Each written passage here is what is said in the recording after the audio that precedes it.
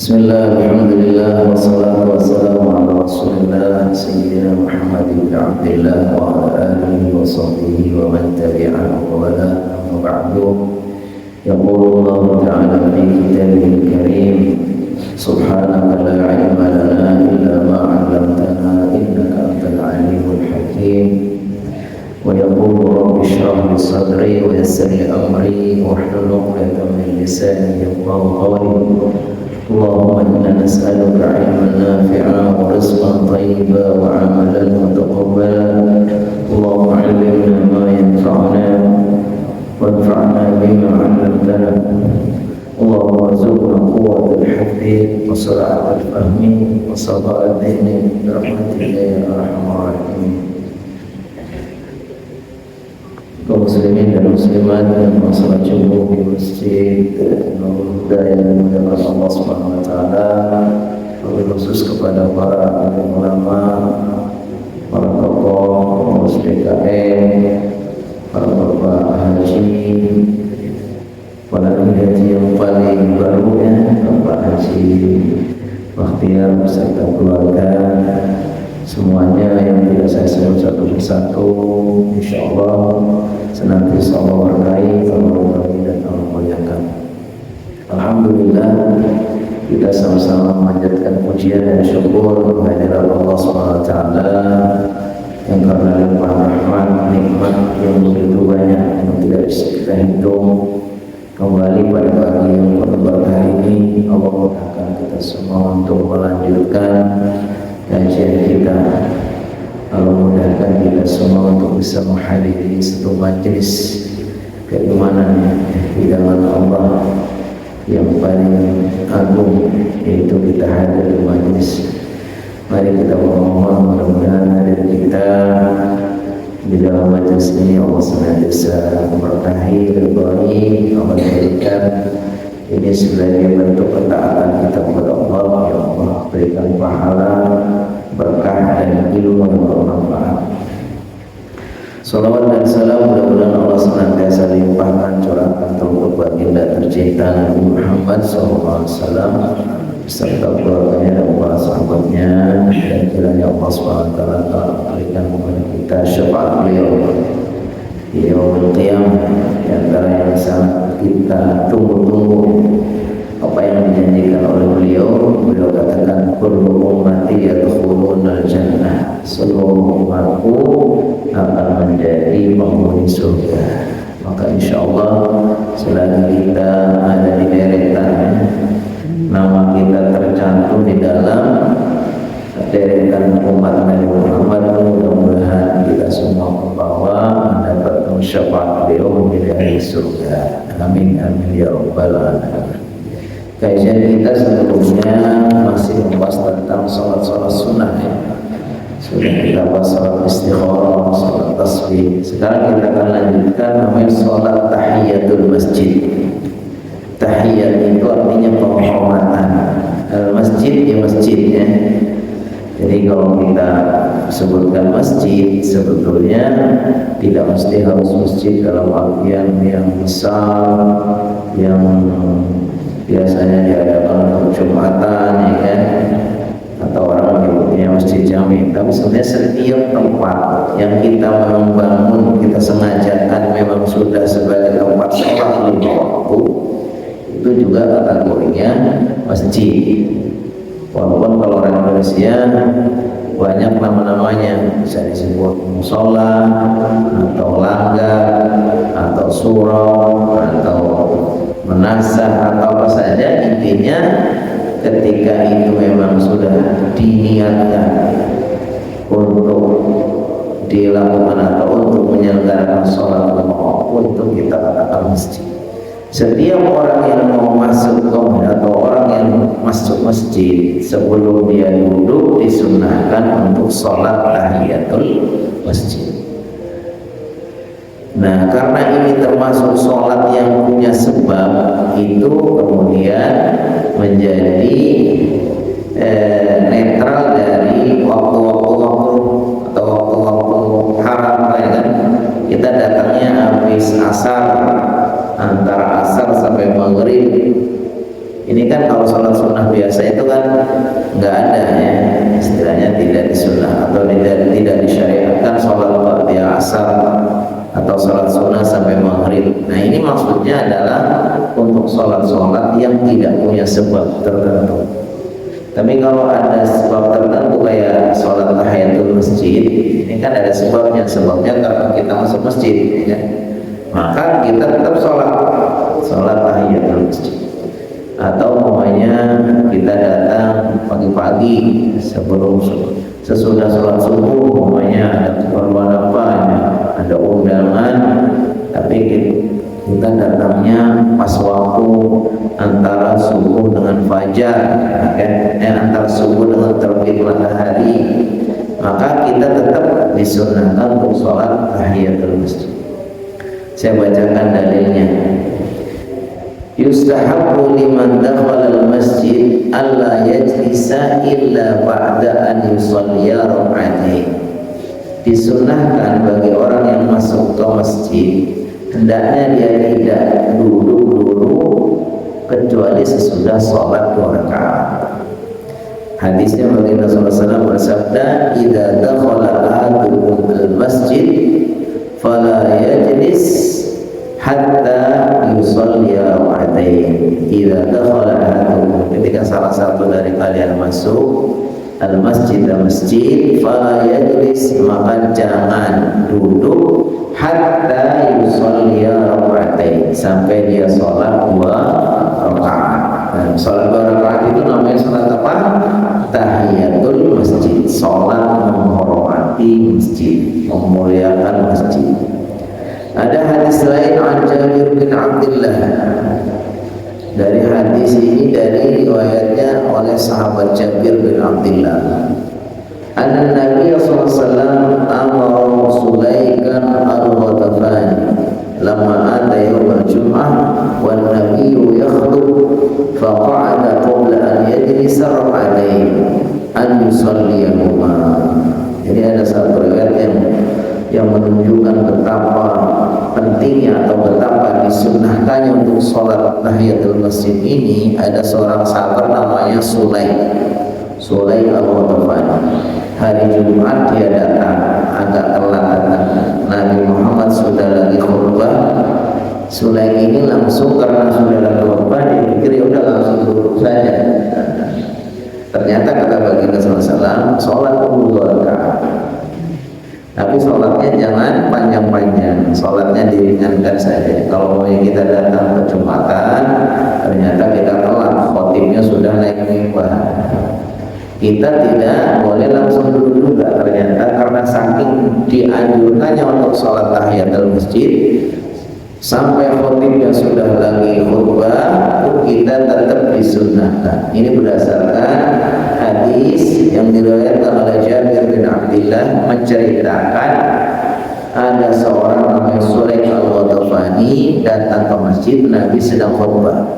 Karena sedang khutbah maka dia pikir langsung duduk saja, tapi kata Nabi diperintahkan suruh sholat 2 rakaat. Yang ketiga hadis Jabir juga, anna Nabi sallallahu alaihi wasallam amarahu lama atal masjidah li samani jamalihi alladhi ishtarahu minhu an yusalli rak'atain.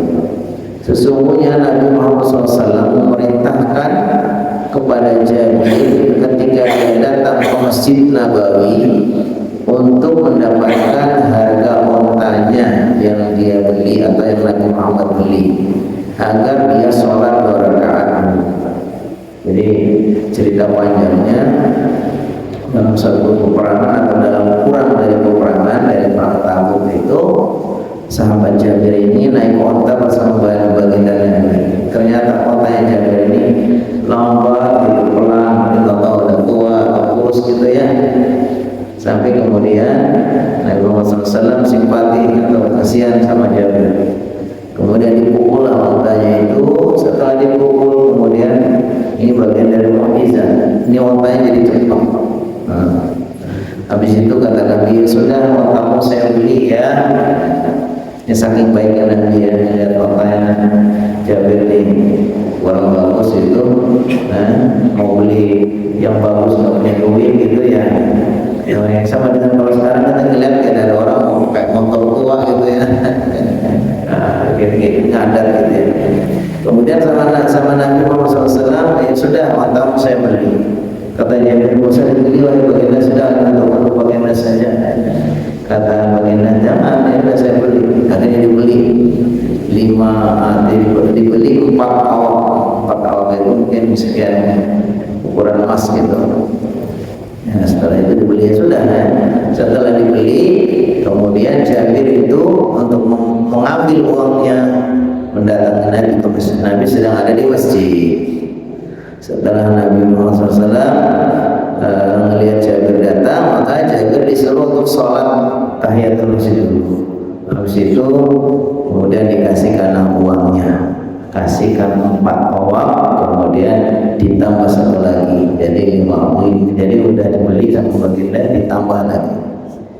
Inilah kedermawan baginda sallallahu alaihi wasallam. Nah, dari hadis-hadis ini di sini disebutkan bahwa sholat tahiyatul masjid ini menunjukkan begitu dianjurkannya. Wa qad dhahaba jumhurul ulama, mayoritas para ulama, wa ma'ahum Ibnu Hazm, bahkan Ibnu Hazm salah satu ulama yang tegas nih, yang biasa lebih tegas, ila nadbi bijumlati adillatin. Maka kesimpulannya para jumhur ulama mengatakan bahwa sholat tahiyatul masjid itu hukumnya sunnah, walaupun memang redaksinya ini redaksi di hadis-hadis itu redaksi perintah ya. Nah, perintah ini memang hukum asalnya apa? Al aslu fil amri lil wujub. Hukum asalnya kalau ada perintah itu wajib. Sama dengan al aslu fil nahyi lil haram. Hukum asalnya kalau larangan itu haram. Tapi para ulama meneliti, mengkomparasikan dengan hadis-hadis dan penjelasan yang lain, maka disimpulkan ini tidak sampai wajib, tapi tetap hukumnya sunnah. Karena perintah ini juga ada tingkatannya. Perintah yang harus namanya wajib, tapi kalau perintah himbauan namanya sunnah. Larangan yang harus ditinggalkan namanya haram, tapi kalau larangan yang himbauan namanya makruh. Ini termasuk kategori apa? Sunnah, perintah, tapi perintah yang sifatnya anjuran. Ini berdasarkan hadis ketika ada seorang Badui datang kepada Nabi Muhammad SAW bertanya, apa saja yang sholat yang wajib, ya kan? Beliau mengatakan sholat yang wajib hanya sholat 5 waktu, illa an tatawwa, kecuali kalau kamu menambahkan sholat-sholat sunnah, ya kan? Jadi ketika ada seorang sahabat bertanya, ya Rasulullah, sholat-sholat apa saja yang wajib bagi kami, ya? Kata bagi Rasulullah SAW, ya yang wajib adalah sholat 5 waktu. Terus sholat apa lagi? Gak ada, kecuali kalau kamu mau buat sholat sunnah. Sholat sunnah termasuk. Berarti kalau begitu dengan penjelasan ini, maka hukumnya sholat tahiyatul masjid itu kategorinya sunnah. Sunnah dalam artian kalau dikerjakan mendapatkan pahala, kalau tidak dikerjakan tidak sampai berdosa. Yani ma yusabu fa'iluhu wa la yu'aqabu tarikuhu.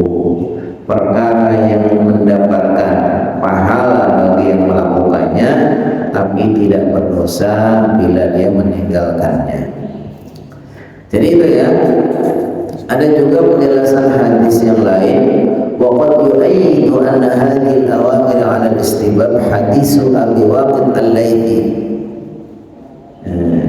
Ini menunjukkan juga, memperkuat bahwa hukumnya sholat tahiyatul masjid ada hadis Abu Waqid al-Laythi. Ini seorang sahabat menceritakan hadis, bainama huwa jalisun fil masjid wan nasu ma'ahu. Suatu ketika baginda sallallahu alaihi wasallam sedang berada di masjid, duduk bersama orang-orang lain. Jadi Nabi Muhammad sedang bermajlis dengan para sahabat. Aqbala salah satu nafarin, maka setelah itu datanglah 3 orang. Fa'aqbala isnani ila Rasulullah sallallahu alaihi wasallam, maka 2 orang ini mendekati kepada baginda sallallahu alaihi wasallam. Wala wahidun fawaqafa ala Rasulullah sallallahu alaihi wasallam. Fa amma ahaduhuma fara'a furjatan fil halqa fajalasa fiha. Fa amma al-akhar fajalasa khalfahu. Jadi diceritakan dalam hadis ini Nabi Muhammad SAW sedang bermajlis bersama para sahabat yang lain. Tiba-tiba ada 3 orang datang. Ini menunjukkan bahwa itu tidak harus sholat ya, tahiyatul masjid. Ada 3 orang datang ke masjid. Nabi Muhammad sedang bermajlis dengan para sahabat. Tiba-tiba yang dari 3 orang ini 2 orang langsung menyusul ke halaqah. Yang satu dia mengambil posisi agak depan Nabi, jadi dia menemukan tempat yang dekat dengan Nabi. Yang dari 2 orang ini, kemudian yang satunya ambil posisi di belakang. Terus yang satu lagi dari 3 orang, yang satu karena dia datang ke situ ya mungkin agak malas-malasan atau gimana, kemudian dia tidak jadi. Nah, maka kemudian dari 3 orang ini diambil kesimpulan bahwa karena dari 2 orang yang ikut ke majelis itu dua-duanya tidak ada yang sholat tahiyatul masjid. Yang satu paling dekat Nabi juga enggak, yang kedua agak ke belakang duduknya juga enggak, kemudian yang satu kabur. Nah, dari 3 orang ini yang 2 hadir ke majelis, yang satu enggak ada. Lalu Nabi Muhammad SAW menjelaskan tentang bagaimana nasib atau dalam kedudukan 3 orang tadi. Ala ukhbirukum 'anil nafari salasa, maukah saya ceritakan kepada kalian tentang 3 orang tadi. Ini sikap orang ketika bermajelis ini. Yang satu datang ke majelis tadi langsung cari tempat yang paling dekat Nabi. Yang satunya lagi agak belakang santai-santai. Kemudian yang satunya lagi malah nggak jadi. Nabi kemudian menceritakan bagaimana status 3 orang tadi. Amma ahaduhum fa'awa ila Allah fa'awa. Yang satu orang tadi yang paling dekat Nabi, yang paling gercep, dia paling mencari tempat yang paling dekat. Adapun salah satu dari mereka karena dia berlindung kepada Allah, maka Allah melindungi. Maksudnya dia pun dekat dengan Allah, maka Allah SWT meresponnya, kan? Wa ammal akhar fastahya Allah minhu. Adapun yang kedua tadi yang dulu agak belakangan itu dia malu, maka Allah pun malu darinya. Maksudnya Allah tidak terlalu peduli kepadanya. Wa ammal akhar fa'arada fa'arada. Adapun orang yang tadi berpaling, maksudnya tidak jadi hadir di majelis, maka Allah pun berpaling darinya. Nah, ini gambaran kita ketika bermajelis ya. Siapa yang bersungguh-sungguh dia hadir ke majelis, betul-betul memperhatikan, maka Allah SWT pun akan memperhatikannya. Siapa yang seadanya, malu-malu ambil belakang, maka Allah pun akan seperti itu.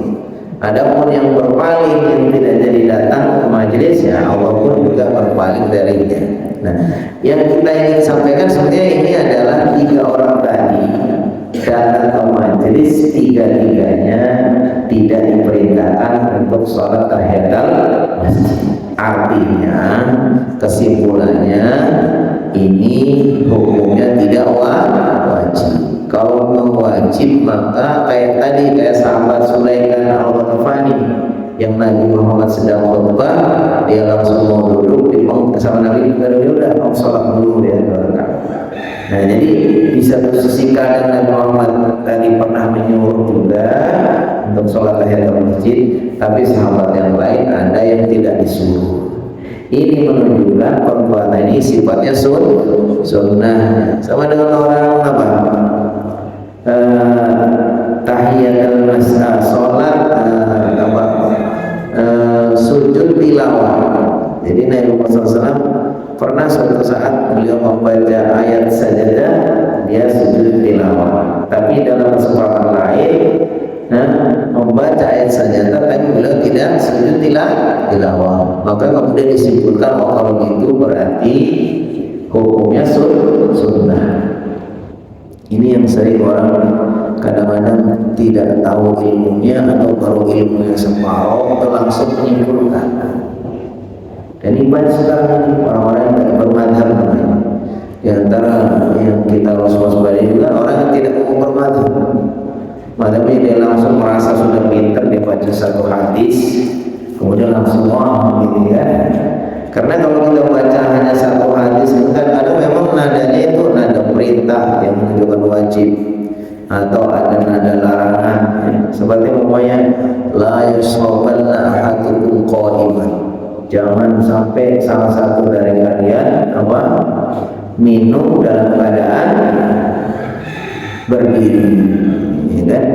Ini memang hadisnya keras sekali, jangan sampai salah satu dari kalian minum sambil berdiri. Tapi para ulama juga mengkomparasikan dengan hadis lain. Ternyata kesimpulannya tidak sampai haram, tapi memang bagusnya kita kalau tidak terpaksa banget. Sekarang ini musim kalau kita kondangan itu standing party, kita makan banyak makan berpusi. Saya kadang-kadang gimana itu udah pojok pun nggak ada kadang, ya kan? Nah, maka kita bisa pahami ini ternyata pendapat ulama itu ya tahiyatul masjid hukumnya sunnah, sebagaimana kita tadi sujud tilawah juga hukumnya sunnah. Baik, kita lanjutkan. Ada sholat sunnah berikutnya, adalah sholat sunnah ba'dal wudu. As-salatu ba'dal wudu, sholat sesudah wudu. Orang bisa juga mengartikan syukur wudu. Boleh syukur wudu. Syukur artinya merasa dia sudah bisa wudu, kemudian dia bersyukuri, boleh. Tapi lebih tepatnya namanya sholat sunnah ba'dal wudu. Ba'dal sesudah wudu, kita sesudah wudu. Yustahabbu liman tawadda'a an yusalli rak'ataini aw akthar fi ayyi waqtin. Nah, ini juga sama dengan tadi, sama dengan sholat tahiyatul masjid, jadi netral dari waktu makruh. Nah, tetap saja karena punya sebabnya apa? Sebabnya dia habis untuk kayak sekarang nih, kan kita habis sholat subuh sampai seluruh ini, jadi tidak ada sholat sunnah. Tapi kalau kita keluar kemudian wudu masuk sini, itu boleh sholat ba'dal wudu. Sekaligus juga sholat tahiyatul masjid karena ada sebabnya. Di sini disebutkan fi ayyi waqtin hatta walau fi waqtil karahah, walaupun di waktu kapan saja sampai walaupun ada waktu makruh. Li hadisi Abi Hurairah, karena hadisnya Abu Hurairah, anna Nabi sallallahu alaihi wasallam, sunnya Nabi Muhammad sallallahu alaihi wasallam bertanya li Bilal, kepada sahabat Bilal, inda salat subhi, ketika salat subuh. Suatu ketika baginda sallallahu alaihi wasallam itu bertanya kepada sahabat Bilal, ya kan? Ya Bilal, akhbirni bi arja amalin amiltahu fil Islam, fa inni sami'tu tufan 'alaika baina yadayya al-jannah, ya baina yadayya fil jannah. Jadi Nabi Muhammad SAW pernah bertanya kepada Bilal, wahai Bilal, ceritakan kepadaku amalan apa yang paling kamu harapkan yang sudah kamu lakukan di dalam agama Islam ini. Jadi menurut kamu amalan yang kamu sangat andalkan itu apa? Fa ini kasungnya aku sami'tu, mendengar tufan alaika, suara sandalmu baina yadayya, di depanku fil jannah, di surga. Maksudnya baginda sallallahu alaihi wasallam, bagian dari mukjizat beliau itu pernah diperdengarkan suara sandal, maksudnya suara langkahnya si Bilal di surga, dan beliau di depan Nabi, maksudnya di depannya gitu, bukan di belakang. Ini menunjukkan bahwa Bilal itu sudah melakukan sesuatu yang sangat istimewa, sampai dia itu suara sandalnya itu sudah kedengaran di surga dan adanya di depan Nabi Muhammad SAW. Qala, lalu Bilal menjawab, ma'amiltu amalan arja indi anni lam atatahhar tahuran fi sa'atin min lailin aw nahar illa sallaitu bidzalika at-tahur ma katabani an usalli. Kemudian Bilal menjawab, saya tidak melakukan suatu amalan yang lebih aku harapkan kecuali saya setiap berwudu, baik itu siang hari atau malam hari, kecuali saya sholat dengannya, maksudnya sesudah wudu saya sholat.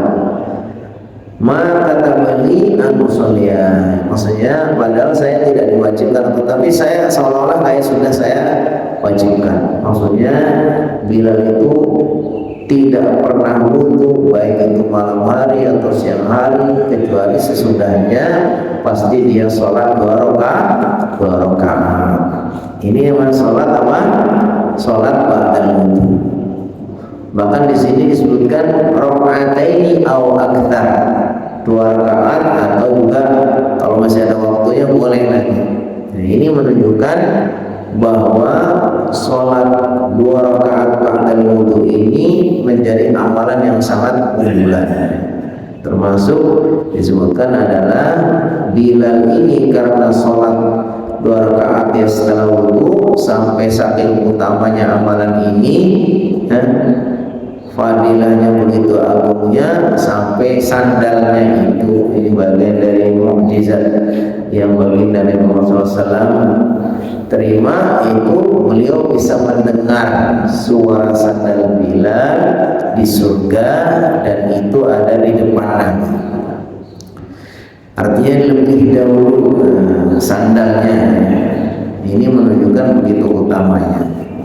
Ini namanya sholat apa tadi? Sholat syukur wudu atau sholat ba'dal wudu. Ya sholatnya sama, niatnya saja yang kita niatkan, niat sholat sunnah ba'dal wudu, atau niat sholat sunnah syukur wudu. Kita lanjutkan satu lagi, yaitu sholat sunnah taubah, sholat taubah. Jadi ada namanya sholat sunnah taubah. Kita tahu taubat artinya itu artinya kembali. Maksudnya adalah kembali kepada Allah Subhanahu wa taala, kembali kepada Allah dengan meninggalkan semua perbuatan-perbuatan yang salah dan dosa, kemudian kepada jalan yang benar. Ibarat kalau orang jalan ini, dia setelah dia jalannya mancing atau tidak benar, kemudian dia kembali menyadari kesalahannya. Ibarat kereta ini sudah keluar dari relnya, segera kembali lagi ke relnya, gitu. Man zallat qadamu wartakaba dzamban, siapa yang terpleset kakinya, maksudnya dia salahnya, wartakaba dzamban, dan dia melakukan perbuatan dosa, fa alaihi an yusari'a bit taubat, maka baginya harus segera bergegas atau menyegerakan bertobat, wa ruju' ila Allah, dan kembali kepada Allah. Fa subhanahu wa ta'ala, maka ketahuilah sesungguhnya Allah Ta'ala ghafirudz dzambi, maha pengampun dari atau mengampuni dosa-dosa, wa qabilit taubi, dan maha penerima taubat. Ini siapapun yang merasa melakukan perbuatan salah dan dosa, maka enggak boleh menunda-nunda, harus segera bertobat. Tentu yang dimaksud di sini mungkin yang dimaksud adalah dosa-dosa besar ya. Kalau dosa-dosa kecil kita ya tiap hari banyak dosa banget kita ya kan. Makanya kata baginda Rasulullah sallallahu kullu bani adam khata' wa khairul khata'in at-tawwabun. Setiap anak cucu Adam itu banyak bersalah, dan setiap dan sebaik-baiknya orang yang bersalah itu adalah orang yang bertobat. Jadi setiap kita merasa perbuatan dosa yang kita sadar bahwa itu dosa, yang dosa besar banget, pokoknya kalau kita sudah banyak melakukan ini, kita segera bertobat. Setidaknya kita segera bertobat dengan beristighfar. Tapi di sini ada upaya yang lebih besar, bukan sekedar beristighfar, bukan sekedar menyesal, bukan sekedar janji tidak akan mengulang ya. Tapi di sini disunahkan juga untuk ditambah dengan cara bersolat. Wassalatu li ajli taubati minan dambi mustahabun bittifaqil madahib al-arba'ah. Salat untuk melakukan pertaubatan dari dosa hukumnya sunnah. Ini berdasarkan kesepakatan para imam madhab yang empat, Imam Hanafi, Imam Maliki atau Imam Hanafi, Imam Malik, Imam Syafi'i dan Imam Ahmad. Ini bersepakat bahwa hukumnya orang melakukan sholat sunnah taubah itu dianjurkan atau disunnahkan. Di hadis Abi Bakar radhiyallahu anhu, ini berdasarkan hadis dari Abu Bakar radhiyallahu anhu, qala berkata, Abu Bakar berkata, sami'tu Rasulullah SAW, saya mendengar baginda Nabi Muhammad SAW bersabda, ma min rajulin, tidak ada seseorang. Di sini pakai kata rajulin, tapi bukan berarti hanya orang laki, siapa saja. Ma min rajulin, tidak ada seseorang yadnimu dzamban, yang melakukan satu dosa, summa yaqumu, kemudian dia berdiri, fayatatahharu, kemudian dia berwudu, summa yusalli, kemudian dia sholat, summa yastaghfirillah, kemudian dia beristighfar kepada Allah, illa ghafarallahu lahu, melainkan Allah pasti akan mengampuninya. Kan ini namanya sholat sunnah taubah. Jadi kalau kita merasa, ya berarti kita harus sering-sering kalau kita harus sering-sering, karena kita pasti banyak dosanya. Jadi kalau kita merasa sudah bersalah, ngomong keras atau berantem atau apa atau bohong atau apa saja itu ya, kita segera kita berwudu ya kan, karena berwudu itu sendiri aja ya. Setiap kita sedang berwudu ini, setiap tetesan air wudu itu akan menghapus, akan membersihkan dosa-dosa kita. Ketika kita basuh wajah, ketika berkumur ini, kumur-kumurannya itu akan membersihkan dosa-dosa mulut kita ya. Ketika kita mengusap wajah, maka dosa-dosa itu akan berguguran, akan luntur bersama air yang kita buat wudu. Masuk tangan, setelah itu kita sholat ya kan. Sholatnya niat sholat taubah, masya Allah ya. Kemudian beristighfar, astagfirullah dan sebanyak-banyaknya. Nah, kalau bisa tidak kurang setiap hari 100 kali. Nah, setiap hari 100 kali berarti ya cuma berapa? Satu kali sholat ya 20 ya kan, 20 kali 5. Disebutkan di sini illa Allah, pasti Allah akan mengampuninya. Summa qara'a hadhil ayat. Kemudian setelah baginda menjelaskan tadi, siapapun di antara kalian apabila sudah melakukan dosa maka segera dia berwudu, kemudian sholat, lalu beristighfar, maka Allah akan mengampuninya. Lalu beliau mengutip ayat, walladzina idza fa'alu fahishatan aw dhalamu anfusahum dzakarullaha fastaghfiru lidzunubihim. walladzina, dan orang-orang idza fa'alu, ketika melakukan fahisyatan, suatu perbuatan keji, perbuatan dosa, awalamu anfusahum, atau menganiaya kepada diri mereka sendiri. Orang ketika dia sudah melakukan suatu perbuatan keji atau menganiaya diri sendiri atau menganiaya orang lain, apa? Dzakarullah, maka segeralah dia mengingat Allah. Ya Allah, saya dosa, saya salah. Segera dia ingat Allah. Fastaghfaru, kemudian dia beristighfar di dzunubihim, atas dosa-dosanya. Atau ada ayat lagi yang sangat yang para ulama menyebutkannya, ini ayat yang sangat memberikan harapan. Ya ibadiyalladzina asrafu ala anfusihim la taqnatu min rahmatillah innallaha yaghfiru dzunuba jami'a innahu huwal ghafurur rahim. Ya ibadi, wa hamba-hambaku, asrafu ala anfusihim, yang telah melampaui batas dengan berbagai macam dosa dan kesalahan. La taqnatu min rahmatillah, jangan pernah kalian berputus asa dari rahmat Allah. Innallaha yaghfiru dzunuba jami'a, sesungguhnya Allah itu mengampuni seluruh dosa-dosa. Innahu huwal ghafurur rahim, karena Allah itu Maha Pengampun lagi Maha Penyayang. Nah, ini namanya sholat sunnah taubat. Jadi ada sholat taubat, itu ada, yaitu sholat yang dilakukan dengan niat bertobat karena merasa dirinya sudah melakukan dosa.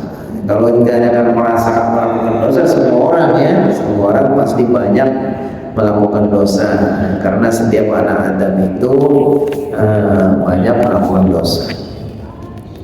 Ini barangkali ya 3 sholat sunnah yang penting sekali kita pahami. Setelah kita pahami, yang tidak kalah penting kita amalkan, yaitu sholat tahiyatul masjid, sholat sunnah yang kita lakukan ketika masuk masjid sebelum duduk. Hukumnya sunnah. Hukumnya sunnah, maka ada sunnah yang sangat dianjurkan. Yang kedua adalah sholat ba'dal wudu, yaitu sholat sunnah 2 rakaat atau lebih, 2 rakaat atau lebih, yang dilakukan setelah kita berwudu, minimal 2 rakaat. Sebagaimana penjelasan dari sahabat Bilal, yang dia merasa bahwa amalan yang mengantarkannya dia menjadi surga sampai sandalnya sudah ada di surga terlebih dahulu, itu adalah beliau mengatakan, tidak pernah saya berwudu baik malam atau siang melainkan sesudahnya saya sholat. Namanya sholat sunnah ba'dal wudu. Ini jadi amalan yang sangat unggulan. Yang ketiga, sholat sunnah. Tadi 2 sholat tadi ini, sholat 2 sholat ini dianjurkan atau disunahkan bahkan sampai pada waktu-waktu yang asalnya makruh untuk sholat, tapi karena ada sebabnya, itu sebabnya masuk masjid dan sebabnya lagi sesudah wudu, maka itu hukumnya tetap berlaku walaupun pada waktu-waktu yang asalnya dilarang untuk sholat. Kemudian yang ketiga, sholat taubat. Sholat taubat ini sholat seseorang ketika dia merasa sudah bersalah, merasa berdosa, segera kembali kepada Allah, kemudian berwudu, sholat sunnah 2 rakaat, kemudian diiringi dengan beristighfar.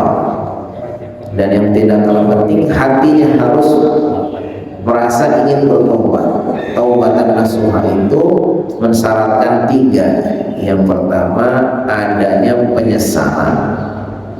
Setiap orang yang merasa habis melakukan kesalahan ada nyesal. Yang kedua, segera berjanji tidak akan mengulang lagi, dosa yang sama.